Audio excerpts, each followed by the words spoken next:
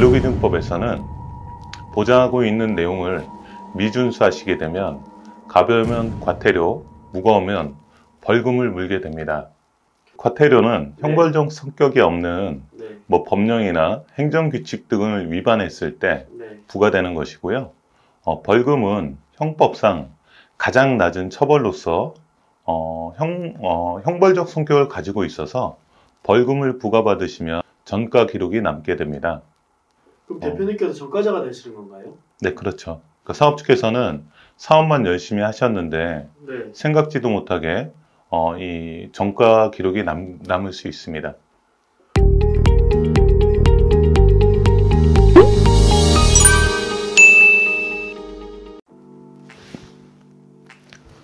안녕하세요. 텍스트라 연구소 양성훈 소장입니다. 저는 94년부터 10년간 삼성에서 고 이건희 회장 비서와 기획 업무를 하였고 2006년부터 법인 컨설팅을 하고 있습니다. 고객사는 160개사, 절세 금액은 약 1000억 정도 됩니다. 네, 소장님. 지난 영상에서도 대표님들께서 궁금한 점들이 되게 많으셨는데 이번 영상은 아마 대표님들이 조금 어려우실 수 있으실 것 같아요.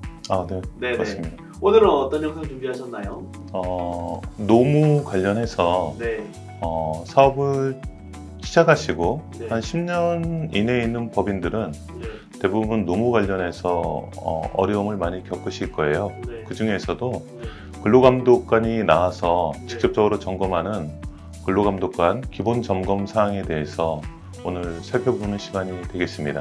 네, 지금 예전에 이제 그 대표님들께서 하셨던 근로조건이라든지 이제 관리 규정 부분들도 많이 변경된 부분들이 있어서 이 영상을 끝까지 시청하시면 대표님들이 바뀐 그런 근로기준이라든지 대표님께서 준비하신 사항들을 자세히 알게 되실 것 같고요. 그러면 단도직입적으로 대표님께서 왜 노무를 아셔야 되나요? 대표님께서 노무를 이해하셔야 되는 이유가 한 두 가지 정도로 말씀드릴 수 있는데요. 첫 번째는 근로기준법은 특별법으로 근로자의 기본적인 생활을 보장하고 향상시키는데 그 목적이 있습니다.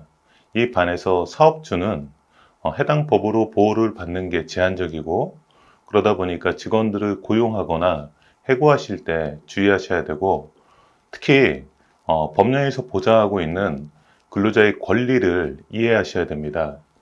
두 번째는 세법에서는 세금을 적게 내면 부족한 세금과 가산세를 내면 됩니다만 근로기준법에서는 보장하고 있는 내용을 미준수하시게 되면 가벼우면 과태료, 무거우면 벌금을 물게 됩니다. 과태료와 벌금이 어떤 차이가 있는지 좀 자세히 설명 부탁드리겠습니다. 네, 그 과태료는 형벌적 성격이 없는 법령이나 행정규칙 등을 위반했을 때 부과되는 것이고요. 벌금은 형법상 가장 낮은 처벌로서 형벌적 성격을 가지고 있어서 벌금을 부과받으시면 전과 기록이 남게 됩니다. 그럼 대표님께서 전과자가 되시는 건가요? 네, 그렇죠. 사업주께서는 사업만 열심히 하셨는데 생각지도 못하게 이 전과 기록이 남을 수 있습니다. 그러면 좀 설명해 주실 때 자세히 설명해 주셔야 될 것 같고 영상을 보시는 대표님들도 물론 발생하면 안 되겠지만 혹시 전과자가 되는 부분은 최소한 이제 방지를 하셔야 되기 때문에 끝까지 시청하시면 좋을 것 같습니다. 네.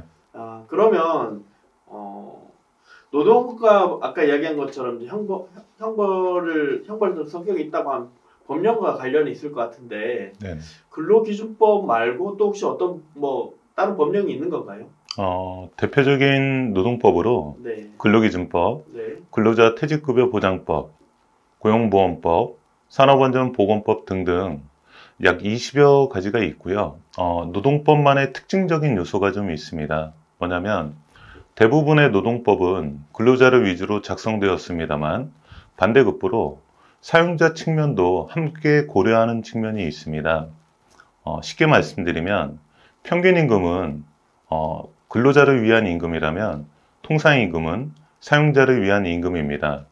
또 연차유급 휴가는 근로자를 위해 보장하지만 사용자를 위한 제도로 연차유급 휴가, 사용촉진제도, 또는 연차 유급휴가 대체 등이 있습니다. 아마 공식적인 용어를 이야기를 하셔서 대표님들이 좀 어려우실 것 같은데 사용자라고 하면 대표님이라고 생각하시면 되나요? 네, 이제 상법이나 노동법에서 규정하고 있는 내용인데요. 네. 사용자는 마지막에 자자가 놈자자입니다. 그래서 사업주 또는 대표님을 의미하고요. 네. 사용인은 마지막에 사람 인자를 써서 네. 근로자를 지칭합니다. 왜 근데 대표님을 놈자자라고 하고 그 다음에 근로자를 사람인으로 썼을까요? 하나만 더 부가적으로 말씀드리면 네. 사용자는 네. 법인의 운영과 관련된 모든 권한을 갖고 있다라고 보고 있기 때문에 법인의 물론 성공을 이끌 수도 있지만 안 좋은 쪽으로도 영향을 미칠 수 있고요. 그러다 보니까 우리가 사업을 접을 때 네. 채무 변제 우선순위라는 게 있습니다. 거기서 좀 더 나가서 말씀드리면 1번 국세지방세, 2번 근로자의 임금, 퇴직금, 3번 금융권의 물건, 질권, 4번 매입 채무, 5번 임원의 임금, 퇴직금, 주주의 배당, 맨 마지막이 대표님의 임금, 퇴직금, 배당금입니다. 대표님께서 많이 속상하실 것 같아요. 근데 이제 이거는 이제 관련 법의 용어 부분이니까 쉽게 이해하기 위해서 놈자자가 붙은 거는 나를 지칭하고 인자를 사용인이라고 이야기하는 거는 근로자를 이야기한다라고 쉽게 이해하면 될 것 같습니다. 네네. 네, 그럼 이런 관련 법령들이 있는데 이거를 관리하는 감독관이 있으실 것 같아요. 그런 감독관은 뭐라고 이야기를 하고 그런 부분들은 어떤 점검들을 하는지 설명 부탁드리겠습니다. 고용노동부 산하에 네. 관할 지부들이 있습니다. 거기에서 이제 근로 감독을 하는 분들을 근로감독관이라고 하고요. 근로감독관이 우리 회사에 만약에 근로감독을 나오게 되면 점검하는 사항이 첫 번째가 근로계약서의 작성 및 교부, 근로자 명부의 작성, 취업규칙의 작성 및 비치, 노사협의의 설치 및 개최, 최저임금의 준수 및 개시, 해고 관련 사항, 법정 의무교육, 이행 여부 등을 우선적으로 점검한다고 보시면 되겠습니다. 체크할 것들이 생각보다 많이 있네요. 근데 이 경중을 따진다고 하면 어떤 부분들이 좀 더 중요한 부분이고 그런 부분들에 또 뭐 벌금이라든지 이런 부과되는 부분들이 있을 것 같은데 페널티가 잘하면은 기본이고 못하면 이런 좀 안 좋은 부분들이 있는 것 같은데 어떤 부분들인지 한번 설명 부탁드리겠습니다. 사업주께서 가장 주의해서 보셔야 되는 게 벌금이 부과되는 내용입니다. 앞서 말씀드린 내용 중에 근로계약서 작성 및 교부, 근로자 명부의 작성, 노사협의 설치 및 개최, 최저임금의 준수 및 개시, 해고 관련 사항, 이 내용에 대해서 미준수하시게 되면 각각 벌금이 부과됩니다. 참 이런 부분들을 미리 준비를 하셔서 벌금이 발생되는 상황이 없도록 해야 되겠네요. 네네. 네, 그러면 이제 우리가 이제 흔히들 알고 있지만 잘 지키지 못하는 부분 그리고 너무 이제 기본적인 서류 인터넷에 떠도는 근로계약서에 대해서 좀 자세히 설명 부탁드리겠습니다.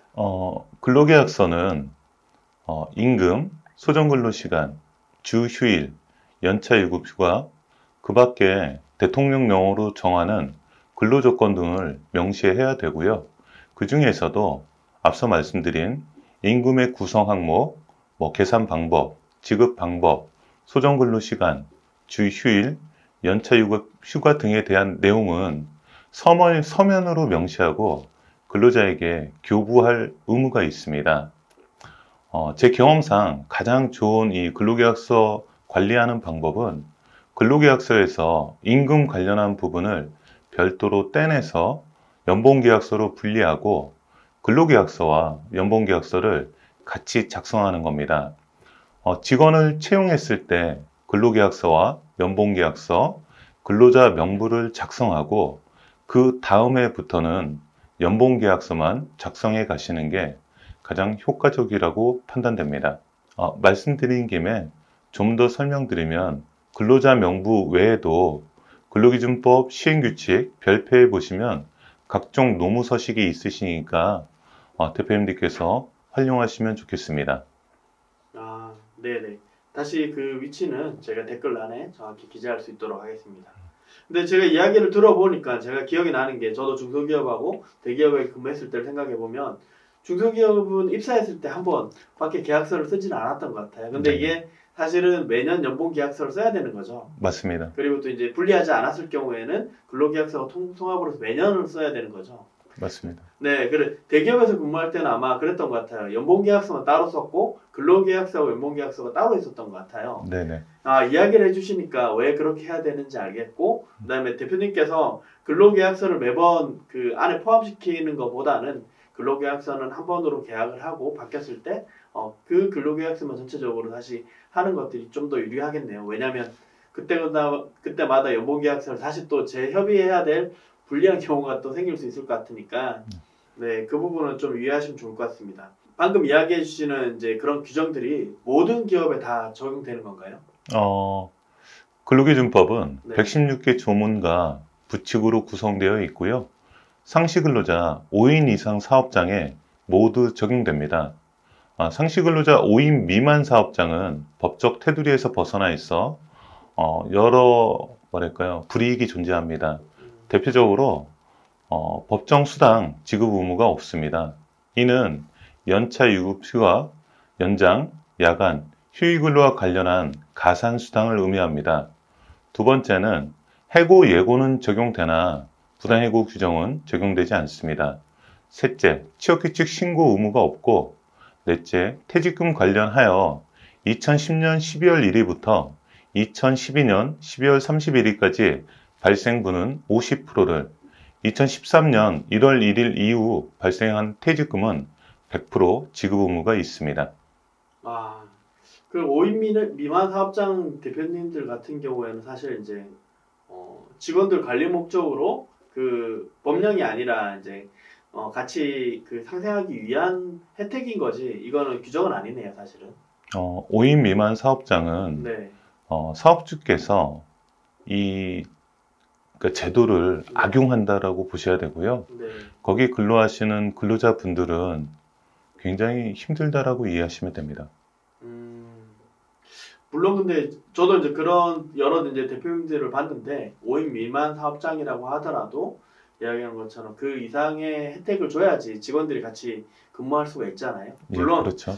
물론 그 부분을 악용하시는 대표님들도 있으시겠지만 대부분의 대표님들이 이제 같이 이제 상생을 하려고 하기 때문에 이 법령 부분들은 가이드라인 그 이상으로 아마 관리를 하실 것 같습니다. 그러면 이제 이런 중소기업 부분에 운영하는데 취업규칙과 아까 노사협의회 부분도 있었는데 이 부분도 설명 부탁드리겠습니다. 취업규칙은 우리 회사의 업무 기준이고 내규라고 보시면 되고요. 대표님께서 법인 설립 시에 작성하는 겁니다. 특히 상시 근로자 10인 이상이 되면 취업규칙 신고 의무가 있고요. 노사협의회는 상시 근로자 30인 이상이 되면 설치해야 합니다. 또한 15일 이내에 관련 규정을 고용노동부 장관에게 제출해야 하고 매 분기 정기적으로 노사협의회를 운영해야 합니다. 이거는 이제 사실은 이제 지속적인 업무가 아니고 이렇게 3개월, 1년마다 하는 업무라서 놓치기 쉬울 것 같아요. 그래서 이 방송을 보시는 대표님들은 반드시 이제 체크하셔서 지금 이런 부분들이 잘 이행되고 있는지 점검하시는 게 되게 중요하실 것 같아요. 네. 그러면 지금 이야기를 해주시는 부분들을 둘러보니까 10명, 30명 등이 나오는데 상시 근로자 수를 판단하는 기준도 알려주시면 좋을 것 같습니다. 상시 근로자 판단 기준은 근로기준법 시행령 7조의 2에서 기술하고 있습니다. 상시 근로자를 판단할 때 포함하는 인원은 정규직과 비정규직, 아르바이트 모든 인원을 합산하고요. 이때 유일하게 빼는 거는 외부에서 파견된 파견 근로자입니다. 네. 상시 근로자 산정 기간은 어떤 이벤트가 생긴 날로부터 이전 한 달을 기준으로 하고요. 한 달간 총 근무일 수와 그 각 근무일별로 근로한 근로자 수가 있지 않습니까? 네. 그렇게 해서 일별 평균 근로자 수를 산정하시면 되겠습니다. 이때에도 상시 근로자 평균이 일별 근로자 평균이 5인 이상이 되어야 하고요. 근무일 총수 중에 5인 이상 근무일이 50%를 초과해야 됩니다. 아, 그래야지 5인 이상 사업장으로 분류가 네네. 되는 거네요. 맞습니다. 그래서 이제 이거를 또 오해할 수도 있을 것 같아요. 자기들은 5인 이상 사업장인데 왜 이렇게 혜택을 못 받냐고 직원들이 잘못 생각할 수도 있는 것 같거든요. 그래서 이거는 물론 대표님도 아셔야 되겠지만 직원들도 올바르게 알고 있어야지 서로 노소 간에 오해가 생기지 않을 것 같습니다. 음식점들에서 많이 이거를 쓰고 있습니다. 그렇죠. 이걸 또 이제 잘 법률적으로 겪으신 대표님들 같은 경우에는 이거를 잘 알고 계실 것 같고, 네네. 그리고 근데 지금은 정보가 많이 공개되어 있잖아요. 네네. 근데 대부분의 정보가 많다 보니까 잘못 알고 있는 경우도 되게 많으세요. 그래서 이제 다시 아까 법령에서 놈자자로 규정해놓고 사람인으로해서 적대적인 관계가 아니라 상생하는 관계이기 때문에 정확하게 설명을 해주고 그 이상의 혜택을 주고 그 다음에 기업 주도 사실은 어떻게 보면 이제 근로자부터 시작을 하는 경우들도 많이 있지 않습니까? 그렇기 때문에 서로 간의 입장 부분들을 좀 더 올바르게 알았을 때 이해할 수 있을 것 같아요. 네, 피디님 하나 더 제가 좀 참고로 안내해 드리면, 네. 이 노동법을 우리가 네. 사용자와 사용인 이 양립하는 개념으로 보시면 네. 정말 어렵고요. 어떤 문제가 생겼을 때 그걸 해결하는 방법이 대치하게 됩니다. 어떤 의안들에 대해서. 네. 그러니까 그렇게보다는 지금 피디님께서 말씀하신 것처럼 상생하는 관계라고 이해하시고 각각의 권리들을 서로 이해하시고 양보해 주시면 네. 네, 회사가 잘 돼야 이 근로자들도 좋은 일 아니겠습니까? 맞습니다. 네, 그러니까 같이 협의해서 가시는 네. 게 이 법에서도 주장하는 거라고 보시면 되겠습니다. 네. 소장님 지금 이제 설명을 자세하게 또 해주셨고 그 이해도 들어주셔서 대표님들이 좀 어려운 용어지만 그나마 좀 이해가 좀 쉬웠던 것 같아요. 근데 또 바뀐 상황들이 있잖아요. 2025년 가장 대표님들이 생각하실 수밖에 없는 그리고 또 근로자들도 내가 또 불이익을 받지 않냐라는 생각 부분들 최저임금이 만 30원으로 바뀌었잖아요. 네네. 그 최저임금 관련해서도 설명해 주시면 좋을 것 같습니다. 최저임금은 매년 8월 5일까지 고용노동부 장관은 네. 최저임금을 결정해야 합니다. 우리가 최저임금을 판단할 때 그 기본급과 매월 상여의 일부분으로 지급받는 부분 그리고 복리후생 성격의 급여 중 일부가 포함되도록 법으로 규정하고 있는데 중소기업에서 이를 법대로 적용하기란 현실적으로 대단히 어렵습니다. 개인적으로는 기본급을 올해 최저시급 만 30원에 209시간을 곱한 209만 6,270원을 넘기시라고 권해드립니다. 209시간을 곱한다고 이야기를 하셨는데 아마 이게 그 계산 근거가 있을 것 같고 그 다음에 이제 아까 8월 5일까지 정한다고 했잖아요. 예. 그러면 이제 발표가 있고 시행 시기가 있을 건데 그럼 시행 시기는 매년 1월 1일부터 시행하는 게 맞는 거죠? 맞습니다. 그러면 209시간은 어떻게 산정된 건가요? 우리나라의 법정 근로 시간은 네. 한 주 40시간입니다. 그리고 근로기준법에서 일일 근로시간 규정하고 있는 것은 8시간이고요. 한 근로자가 한 주간 월화수목금 8시간씩 근로하게 되면 40시간을 만근하게 되고 만근한 직원에 한해 남은 이틀 중에 하루를 유급휴일로 부여하도록 되어 있고 이를 주휴일이라고 합니다. 그러면 한 주간 만근한 직원은 40시간에 유급휴일 8시간을 더하게 되면 48시간을 근로한 걸로 되고요. 여기에 한 달 평균 주수 4.345를 곱하면 208.56이 나와 209시간으로 한 달 근로시간을 산정합니다. 한 달 평균 주수 4.345는 365일을 12달로 나누고 다시 일주일인 7일로 나누면 산정됩니다. 이 노무에서는 209시간과 4.345주를 아셔야 대화가 가능합니다. 그래서 이거 근로시간이나 이런 부분들을 책정할 때 209시간, 그다음에 4.345주 이런 부분들을 언급하는 거군요. 네네. 네. 이거는 대표님께서도 그냥 그 수치적으로 정확하게 아시고 소장님께서 이렇게 자세히 설명해 주셔서 이게 왜 나온 건지에 대해서 정확하게 아셨을 것 같아요. 그리고 저도 이제 알고는 있었지만 설명을 해 주시니까 209시간 그러니까 내가 주 40시간 일을 하면 8시간 더 일한 걸로 인정을 해서 48시간으로 계산을 해주고 이게 뭐 수당이라든지 근무 시간이든지 뭐 기본급을 할 때 산정하는 그 기준 시간이기 때문에 이 부분은 명확하게 대표님께서 이해를 하셔야 될 것 같습니다. 근데 이야기를 해주시는 부분들 잠깐만요. 마지막 해고.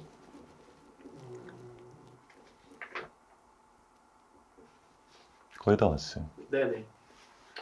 네, 소장님 그리고 물론 이게 직원과 대표님과의 관계 부분이 어려워져서 이제 해고되는 경우들도 많이 있지만 지금 이제 경기가 많이 어려져서 해고를 해야 되는 경우들도 많이 있는 것 같아요. 네네. 그래서 해고 부분들이 대표님께서 이제 어렵지만 반드시 이제 좀 유의해야 될 부분인데 그 부분에 대해서도 설명해 주시면 좋을 것 같습니다. 해고가 상당히 요즘에 이슈고요. 네. 사실은 2018년부터 정부에서 고용과 관계돼서 집중적인 투자와 세액공제 혜택 등을 드리고 있습니다. 현재는 정말 고용보다도 해고를 더 유의하셔야 된다는 점 강조하고 싶고요. 우리가 근로자를 해고하실 때는 정당한 사유가 있어야 되고 이를 어겼을 때는 5년 이하의 징역 또는 3천만 원의 벌금이 부과됩니다. 또 해고 시에는 적어도 한 달 전에 해고 시기, 해고 사유, 서면 통지를 하여야 하고 이를 어겼을 때는 2년 이하의 징역 또는 1천만 원의 벌금이 부과됩니다. 우리가 이렇게 막중한 뭐 이런 징역이나 또는 벌금이 부과되는데 이보다도 사업주를 더 괴롭게 하는 건 뭐냐면 부당해고 구제 신청을 통해서 정말 보기 싫은 얼굴을 다시 보는 겁니다. 맞아요. 이게 사실은 이게 되게 조심스러운 부분인데 어떻게 보면 이제 근로자가 약자 부분이라서 저희가 또 그 부분도 당연히 챙겨야 되겠지만 이제 대표님 입장에서는 또 이런 부당하지 않은 부분이 좀 미흡한 부분으로 인해서 또 이렇게 고통을 받는 경우들도 많이 있잖아요. 그럼요. 네. 그게 이 뭐 과태료를 맞든 벌금을 맞든 네. 그래서 금전적인 손실이 나고 네. 또 뭐 전과 기록도 남고 할 수도 있지만 네. 그 보기 싫은 직원을 다시 보는 게 정말 괴롭습니다. 지금은 우리가 방송으로 촬영하고 있지만 네. 제 고객사도 두 곳에서 그런 일이 있었고요. 네. 실질적으로 한 대표님은 사업을 접으셨어요. 그 개인 사업 합니다, 지금. 네. 혹시 잠깐이라도 조금 각색을 해서 설명을 해주시면 대표님들이 좀 더 유념할 수 있을 것 같거든요.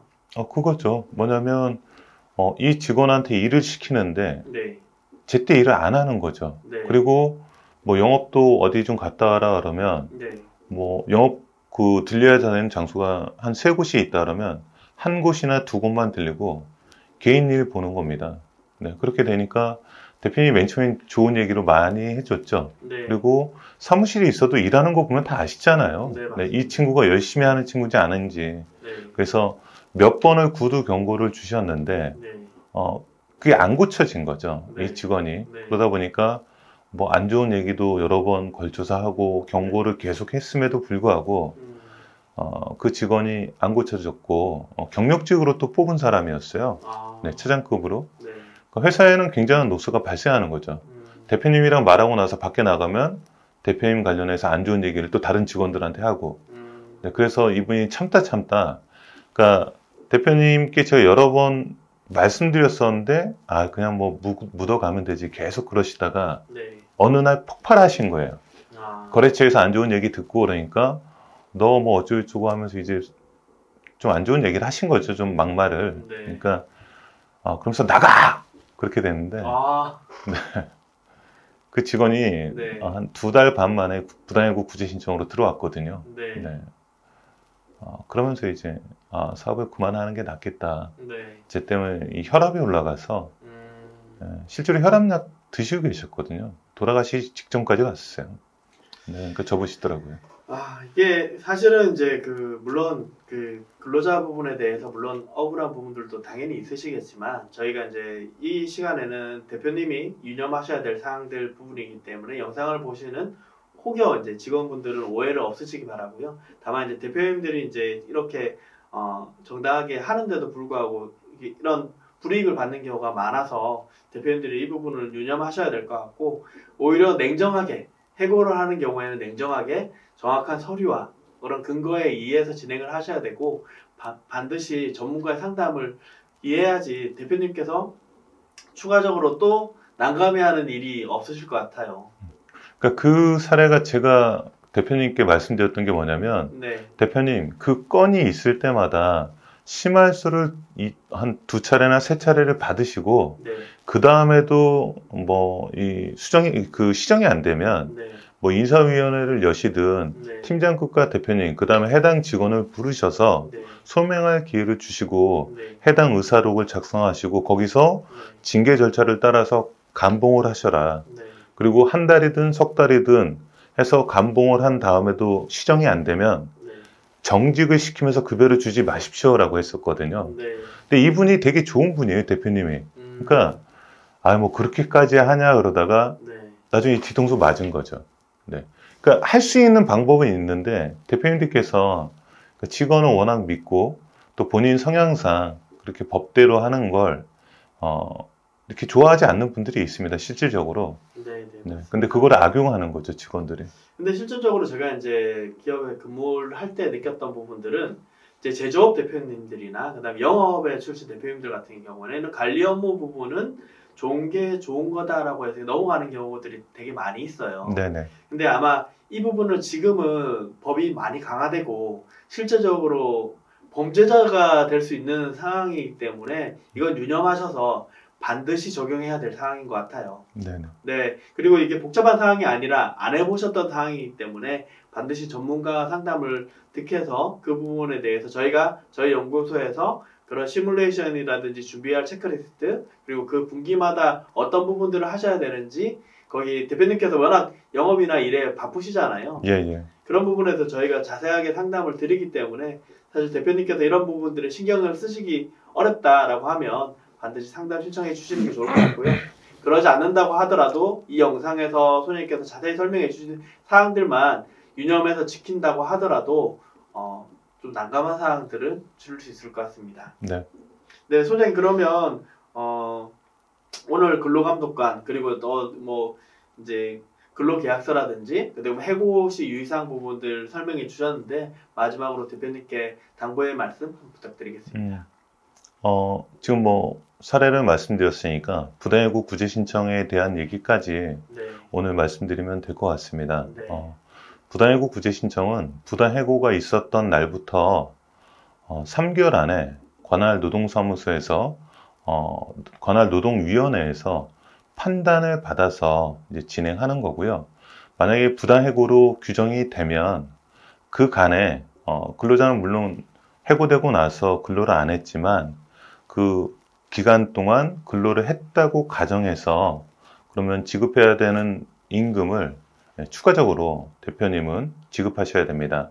특히나 요즘에 추세가 있는데 직원들이 해고를 당하면 제일 먼저 관할 노동사무소 가서 본인이 부당해고 구제 신청이 맞는지 확인을 합니다.